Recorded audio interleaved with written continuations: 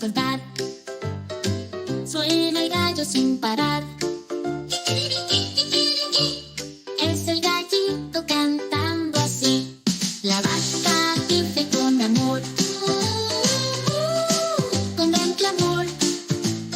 Ella nos da leche y pan y se pasea por el pastizal. El cerdito está feliz jugando en el barro gris. Dice sin fin, saltando y dando vueltas así. El patito va a nadar y no deja de cantar. Suena genial bajo el sol tan natural. Canta y aprende, es divertido, con los sonidos que oyes al oído. La granja es un lugar especial donde todos hacen su señal. La ovejita va a decir, muy suave al balir, suave y fiel con su lana tan de miel.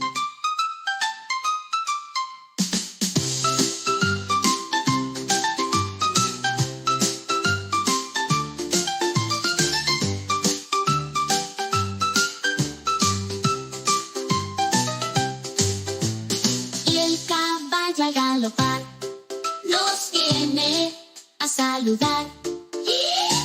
Con emoción brinca con gran sensación.